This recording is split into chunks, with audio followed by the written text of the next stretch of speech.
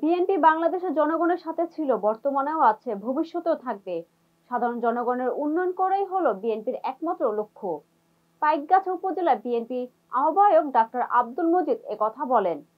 পাইকগাছা উপজেলা প্রতিনিধি গোপাল চন্দ্র সরকার আইটিভি বাংলাকে জানিয়েছেন, রবিবার সকাল 11টায় খুলনার পাইকগাছা উপজেলার ঐতিহ্যবাহী চাঁদখালী বাজারে জনসাধারণের পানি পানের জন্য গভীর নলকূপ উদ্বোধনকালে প্রধান অতিথি হিসেবে বক্তব্য প্রদানকালে ডাক্তার আব্দুল মজিদ বলেন, আগামীতে তারেক রহমানের নেতৃত্বে বিএনপি জনগণের ম্যান্ডেট নিয়ে ক্ষমতায় এলে জিয়াউর রহমান ও খালেদা জিয়ার আদর্শকে বুকে ধারণ করে জনসাধারণের সেবায় আমরা নিজেদের নিয়োজিত রাখব।